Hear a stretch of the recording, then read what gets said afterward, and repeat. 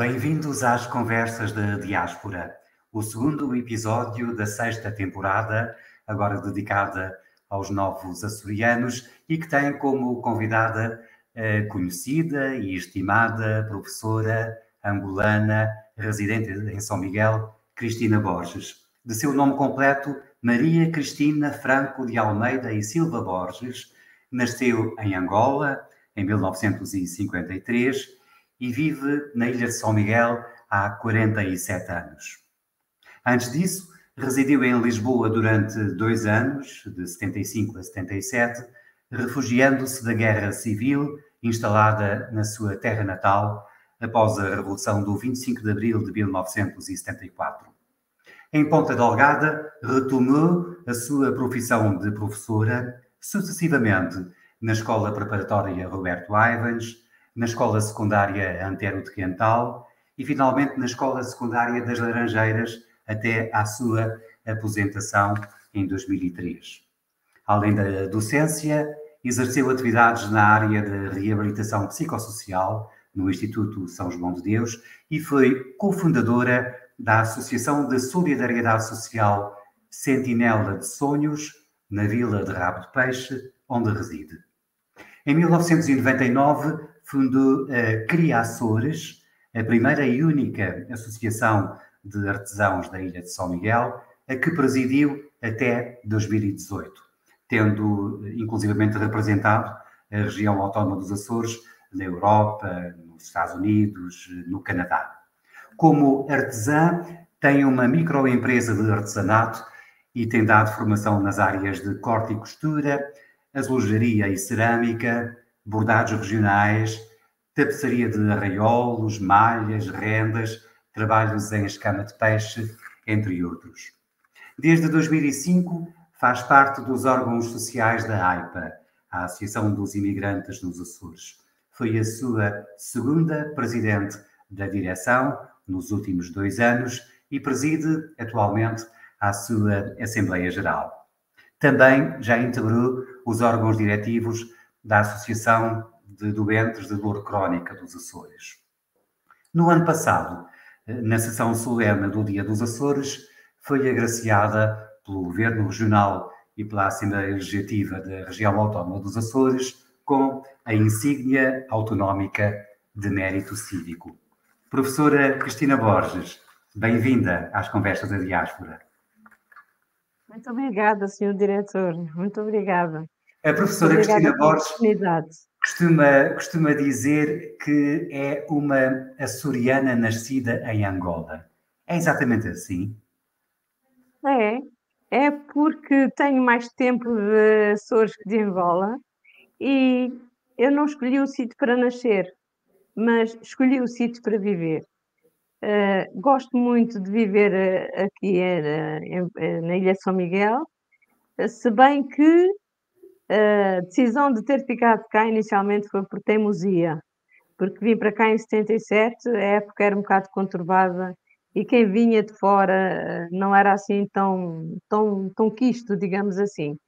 E de forma que eu, como sou teimosa e não gosto que me contrariem, e como eu recuperei a minha profissão de vocação, que já em Angola era professora, decidi que era aqui que tinha que continuar para transmitir os meus saberes, os meus conhecimentos e ajudar a formar pessoas. Que é isso E que Angola, essa sua Angola que deixou para trás há praticamente 50 anos, que Angola era essa, que marcou certamente para sempre a sua infância e a sua juventude? Angola era uma portuguesa, Angola, provavelmente. era uma Angola onde cabiam para já milhares de ilhas de São Miguel lá dentro. E depois havia muita abertura, o clima era extraordinário. Eu lembro-me de ser criança, tive uma infância muito feliz, porque trepava às árvores, comia fruta pendurada nas árvores, trepava aos telhados, brincava às casinhas no galinheiro, que era a casa mais pequenina que existia.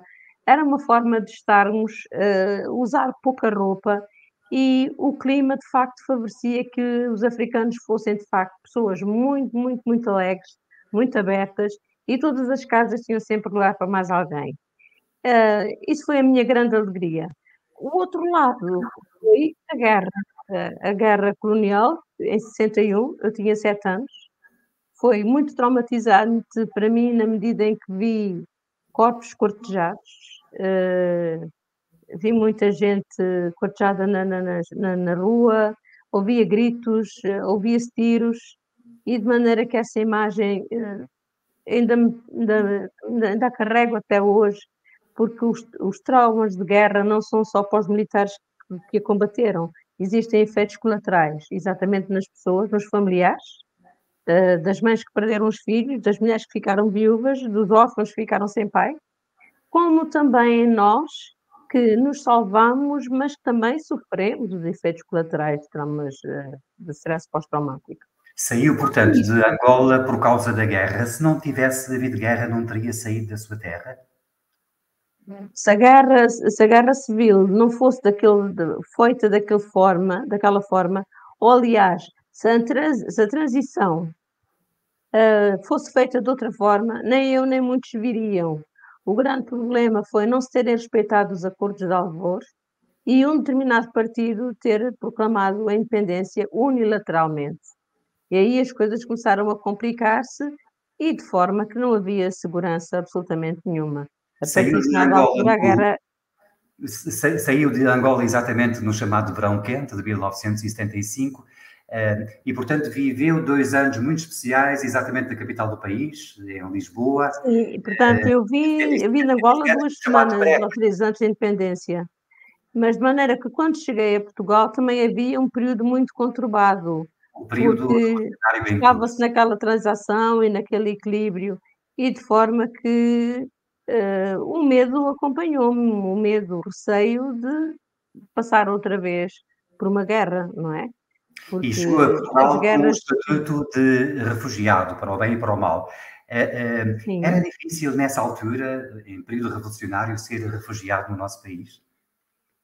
Era, para mim foi, para mim foi. Tive uma grande vantagem, a família da parte do meu pai acolheu-me muito bem e tinha esse apoio, mas, fazia trabalhos precários, porque eu tinha que sobreviver, e notava aí alguma diferença. Lembro-me, por exemplo, de trabalhar em costura para uma fábrica que fazia batas para colégios, e ia lá buscar o trabalho cortado e depois vinha para casa confeccioná-lo e devolvê-lo. E depois reparei que eu era remunerada a metade do preço de todas as outras costureiras. E enfrentei a dona da loja e disse que não admitia que me faltassem ao respeito, porque eu tinha a certeza da qualidade de trabalho que fazia. E ela disse: então pronto, eu posso lhe pagar a mesma coisa. Eu disse: não, a senhora perdeu, foi uma excelente costureira. Não admito que me faltem ao respeito. E porque sofrer, como eu já tinha sofrido e passado por aquilo que eu tinha passado, eu tinha que pensar que me tinha sobrevivido a 2 guerras e, portanto, tinha que me respeitar e fazer-me respeitar pelos outros. E Eu acho que as pessoas têm que valer por aquilo que são e não pela cor da pele. Como é que aparecem os Açores nessa altura? Porque é que em 77 decide trocar 2 anos de Lisboa para uma vida inteira nos Açores? Porque eu corria para o Ministério da Educação com muita frequência para saber como é que estava a minha situação de colocação. E, por acaso, simpatizei com uma das funcionárias que lá estava, criámos uma certa empatia, e ela ia-me dizendo: está muita gente para colocar, está muita gente para colocar. E um dia disse-me: porquê é que não concorre a regiões autónomas? E eu fiquei extremamente contente e lembrei-me de concorrer para os Açores, nomeadamente para a ilha de São Miguel, porque em Vila Franca do Campo tinha uns amigos que conhecia desde Angola.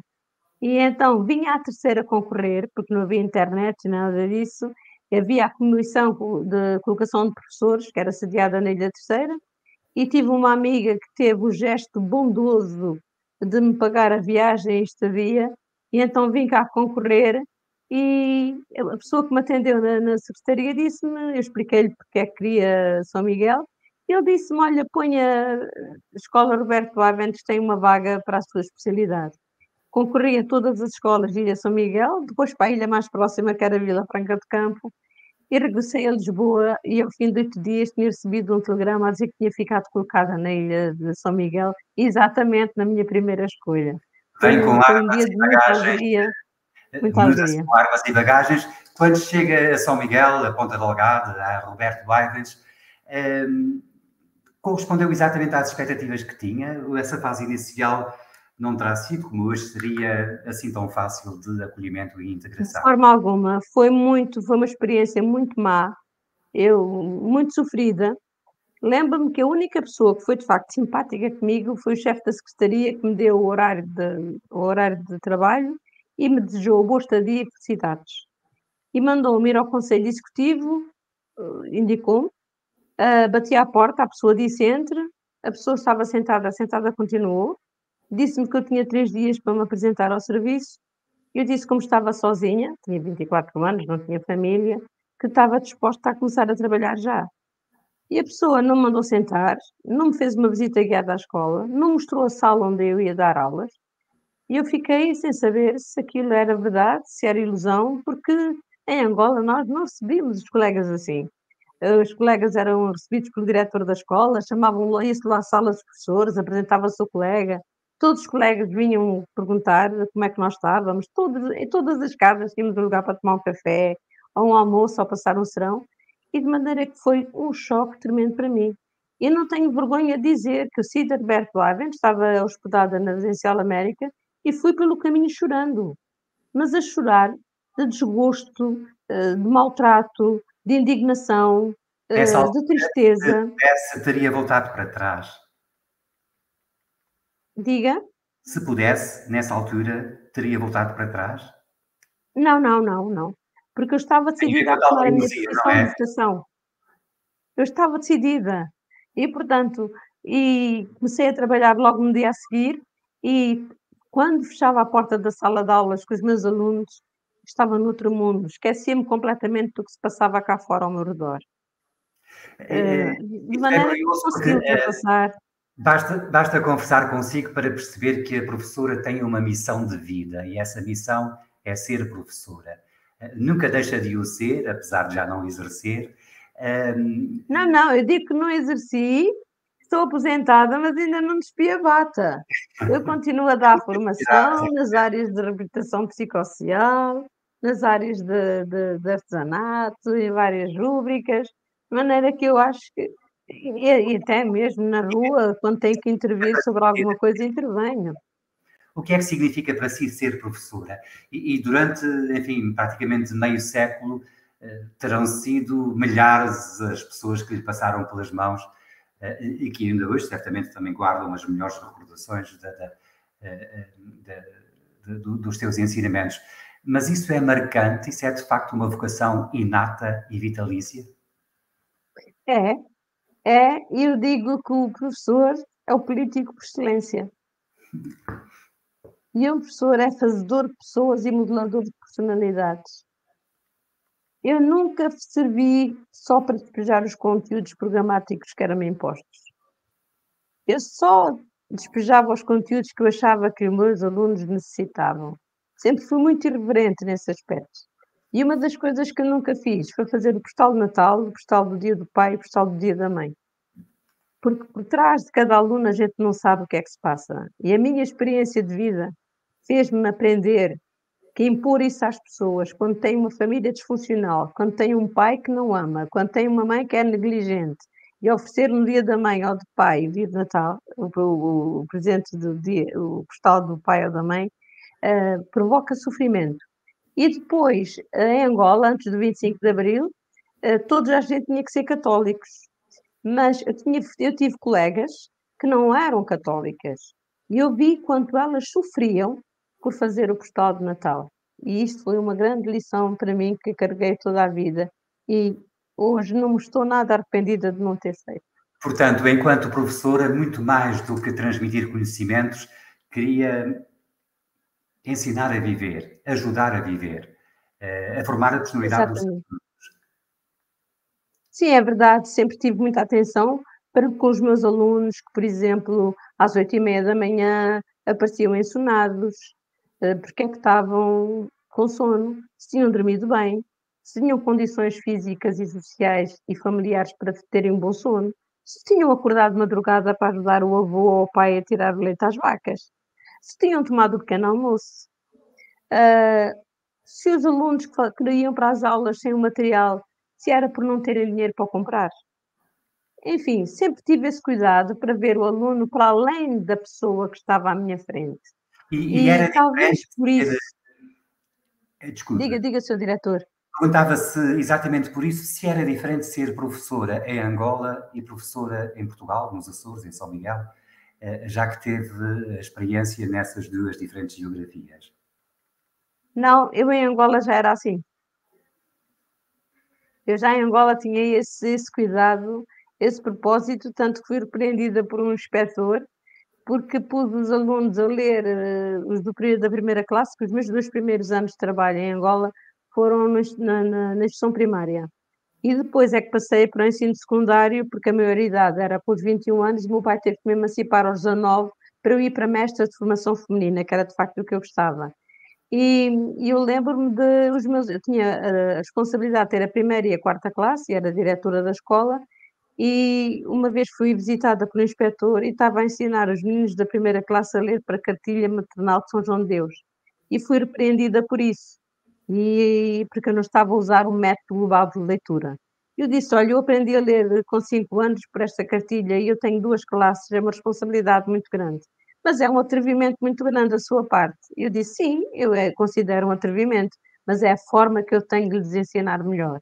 E Isso deve pronto, ter à acontecido espera de várias levar um raspanete. Deve ter acontecido várias vezes ao longo da sua vida com essa sua deliciosa irreverência. No caso dos Açores, quando veio para Ponta Delgada, veio determinada a passar aqui o resto da sua vida, como felizmente aconteceu, Sim. ali um momento que fez a viragem e em que terá tomado a decisão definitiva que no início era provisória? Não, o que aconteceu foi, eu inicialmente quando vim seria por um período de 2 anos, para depois ganhar o vínculo e retornar ao continente aí já com uma colocação definitiva.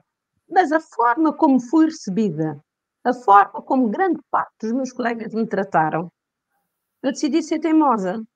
Eles mandavam-me embora, chamavam-me todos os nomes possíveis e mais algum, apesar de eu ter no meu cartão no meu bilhete de identidade na altura o nome de Maria Cristina, mas não era isso que faziam. Inclusivamente tive colegas que foram ver os livros de ponto para saber se eu sabia escrever sumários. Imagina a diferença que existe daquela altura para esta. E no seu E caso, nem sequer era imigrante, nem sequer era estrangeira, sempre foi portuguesa. não, exatamente. Até quando me chamavam português, eu dizia: "Pois claro, o meu bilhete de identidade é igual ao vosso".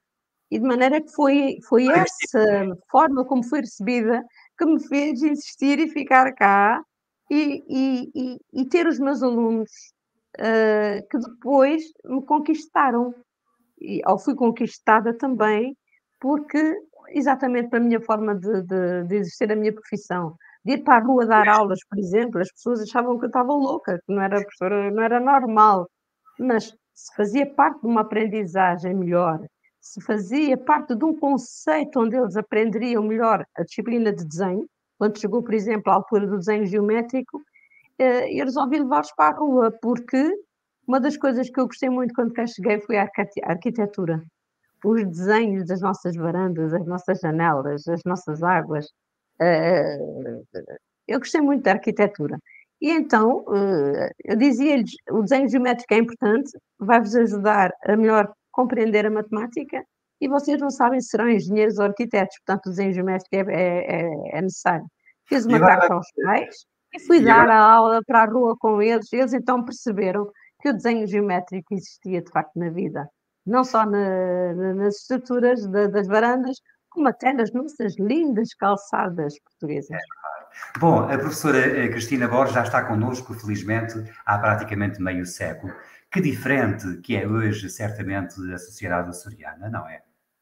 Muito, Relativamente muito ao texto. diferente, para melhor, porque uma das coisas que me fazia confusão era ouvir os meus colegas referirem-se aos ilhéus das outras ilhas, dizendo: "Os das ilhas".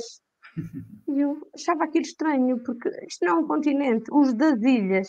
E então às vezes diziam os das ilhas de baixo. Olha, e bem bom que entretanto a televisão tinha chegado há 2 anos, havia o instituto universitário que depois passou a universidade, começaram a vir alunos das outras ilhas, E grande parte das minhas colegas viram-se abraços porque as suas filhas começaram a namorar com os ilhéus das outras ilhas e alguns com os das ilhas de baixo, de maneira que eu acho que isso começou então a haver outra envolvência, as pessoas começaram a ver as coisas de outra maneira, e eu, da minha parte, sempre que pude, com a minha irreverência, mas sempre sem nunca faltar ao respeito a alguém, dizia que nós somos pessoas, independentemente do lugar de onde vimos, e que temos que confraternizar uns com os outros, porque nós estamos aqui hoje, mas não sabemos para onde vamos. E uma das maneiras da gente conhecer os outros povos é também conhecer as pessoas com os seus usos e costumes. Claro. Bom, e a professora Maria Cristina Borges, além da sua atividade profissional de docência, foi-se integrando cada vez mais e cada vez melhor na sociedade local, tendo desenvolvido, aliás, desde sempre, uma atividade importante, designadamente ao nível da solidariedade social. Já aqui deu o exemplo da Sentinela de Sonhos, uma iniciativa sua, liderada por si, entre outras pessoas, que fez diferença e faz ainda na Sim, sociedade. porque sozinhos não fazemos nada, não fazemos nada sozinhos. Mas é para si gratificante esse trabalho que tem feito de há tanto tempo a esta parte, tentando melhorar, por exemplo, a vida dos seus concidadãos da Vila de Rabo de Peixe, no âmbito da solidariedade social? Sim, isso já faz parte de mim. Eu já em Angola era muito isso. E em Rabo de Peixe, o ter sido mentora desse projeto, foi uma coisa que me foi altamente gratificante, porque isto nasceu de um projeto que se chamava o Info Solidário. E um amigo meu, que é o presidente da Junta de Freguesia da Feijão de Baixo, telefonou-me a dizer-me: traz-me sopa, traz-me sopa. E eu vim de Ponta Delgada, de Rabo de Peixe para Ponta Delgada a trazer sopa. E depois soube que tinha aberto uma delegação nos bombeiros da Ribeira Grande e reparei que havia duas famílias que iam a pé de Rabo de Peixe buscar sopa e não, sem saberem se um balde levaria sopa para casa. Aquilo fez-me confusão. Então vêm a pé, debaixo de chuva, sem sequer saberem se têm sopa ou não. E como eu tinha uma amiga que é uma pessoa muito querida e assim, toda muito aberta para a solidariedade também, falei com ela, porque ela costumava levar artigos para os bombeiros da Ribeira Grande, perguntar porque é que nós não fazíamos o projeto em Rabo de Peixe. E foi assim que nasceu a Sentinela de Sonhos, com a ajuda não só do presidente da altura da Casa da Caridade, e depois também da Junta de Freguesia, a Câmara Municipal da Ribeira Grande. Tivemos um espaço onde fazíamos a entrega às pessoas carenciadas de facto, porque eu pedia-lhes o rendimento, a conta da água, da luz, da televisão, o agregado familiar e verificava se eram carenciados ou não. Porque muitas vezes existe aquela pobreza que já está tão entranhada nas pessoas que não faz diferença nenhuma. Mas existe a pobreza envergonhada, aquelas pessoas que ainda têm vergonha de assumir a pobreza. E eu deparei-me com esse facto e achei que era meu dever, era de minha obrigação, constituir aquele projeto para minimizar os danos daquelas pessoas. E nesse projeto não era só o dar de comer, era também levar a autoestima daquelas pessoas e sentirem-se que elas eram iguais como nós, e com as quebras do grupo ISCO, tinha a possibilidade de lhes dar o pãozinho, que eram as quebras do dia anterior, todos os dias, e ao fim de semana fazermos sopa. E depois tive outros apoios, como o Colégio Castanheiro, outras instituições, amigas, ex-alunas minhas e alunos meus que me ajudaram a ajudar. Tive o prazer e a alegria de chorar de felicidade, de ver meninos que no Natal tiveram presentes novos, embrulhados, novos pela primeira vez na sua vida. Uhum. Bom, O abraço que se dava a pessoas necessitadas de um abraço, o valor que tem, o valor e a força de um abraço, o dizermos: estás tão bonita. E outra coisa que nós fazíamos, com exceção das senhoras de idade ou das mães com gravidez de termo ou com bebés que não pudessem deixar de estar sozinhas, fazíamos uma rotatividade. As senhoras tinham que vir connosco fazer as sopas para aprenderem a fazer comida saudável e barata, se sentirem integradas porque estavam a trabalhar com as senhoras do projeto e também para lhes criar e lhes ir ensinando os valores da escola, o que era importante os filhos serem instruídos, porque é que os pescadores eram tão mal pagos, porque fazia-me imensa confusão como é que o pescador não tinha dinheiro para comer e os vendedores dos peixes, os vendedores eram ricos, Portanto, os armadores eram ricos, de porque cidadania, tinham que dar os... afinal, Porquê? Eles explicavam: "Ai não, o meu marido não leva peixe para..." a conversa Sim está tão senhora, interessante e nós estamos mesmo a terminar o nosso tempo e há várias questões que lhe queria colocar. sim, Conhecermos, faz favor, senhor diretor. já falamos da mulher solidária, da mulher professora e a mulher artesã.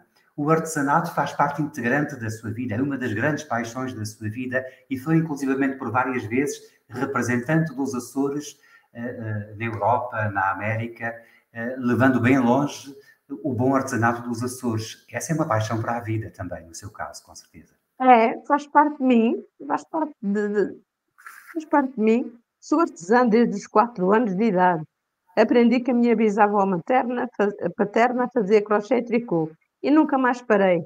E um dos sonhos da minha vida era exatamente ter um cantinho onde eu tivesse agulhas, pincéis, telas, tintas, tesouras, tudo e mais alguma coisa para fazer coisas. E, entretanto, cruzei-me na vida com um senhor que na altura era vice-presidente da Câmara Municipal de Lagoa, o senhor Roberto Medeiros, que já levava artesanato para os Açores. Ele ouviu uma entrevista que eu dei à televisão e tentou encontrar-me, localizar-me, e então convidou-me para fazer parte das viagens à diáspora com o artesanato dos Açores. E guardo muitas lembranças, duas muito importantes, no Festival Internacional de Caraçágua. Portugal não estava lá, mas estava a região autónoma dos Açores, e por 2 anos consecutivos ganhámos o primeiro prémio. Estão lá as placas na Casa dos Açores, em Caraçágua, em Mississágua. E depois, outra situação foi, eu fazia esmaltagem em basalto e vi um casal que passou por nós. A senhora pega na pedra de basalto e vira-se para o marido chorando e diz: "Olha, o nosso chão." Ela não olhou para a obra, olhou para a pedra de basalto e, a chorar, disse: "O nosso chão." E colocou a pedra no balcão. Eu tirei imediatamente o preço da pedra, da peça, embrulhei, fiz um lacinho e fui correr atrás dos senhores. Apanhei-os no segundo stand, ainda choravam, e ofereci-lhes um bocadinho de chão para levarem para casa.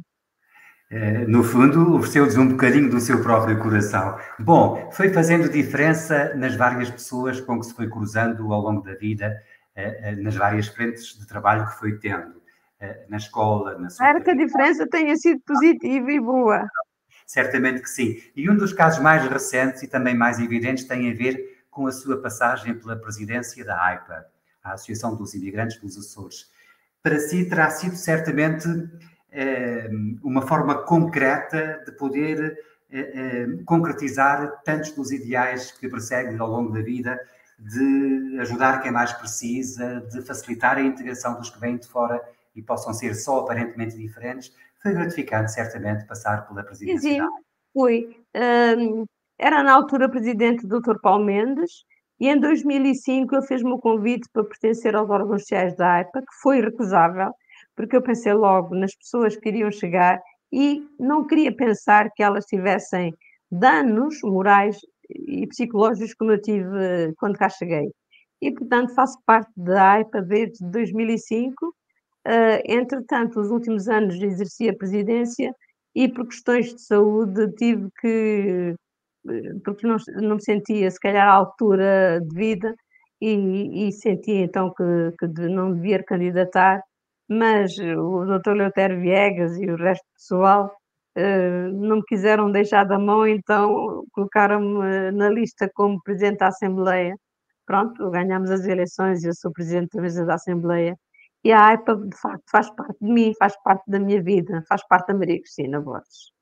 Bom, depois de meio século de vida dedicada à sociedade açoriana, recebeu o ano passado uma homenagem muito especial, a mais alta distinção, atribuída pela própria região autónoma dos Açores, com a entrega da insígnia autonómica de mérito cívico. Este era o reconhecimento que faltava? Para mim, não.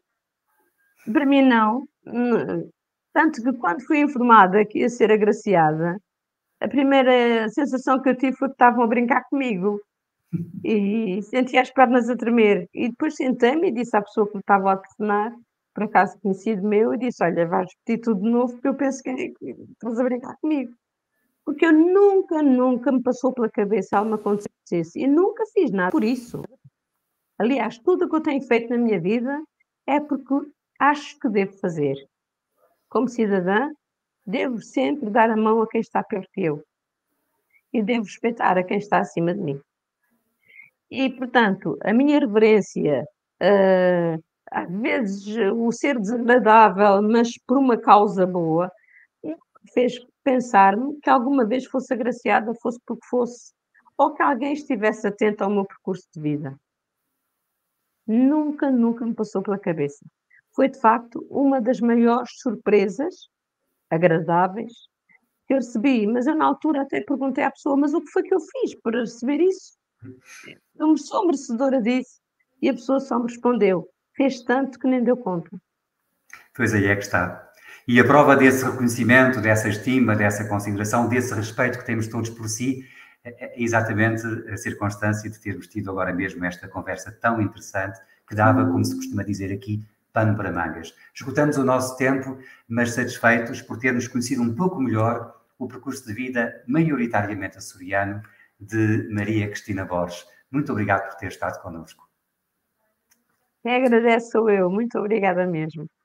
E obrigado também a todos os que nos acompanharam, seja agora em tempo real, seja a qualquer altura, uma vez que esta conversa fica disponível para consulta futura na página oficial de Comunidades Açores. Até à próxima semana, onde conversaremos com o terceiro e atual presidente da Associação dos Imigrantes nos Açores, Eleutério Viegas. Até lá, contamos consigo.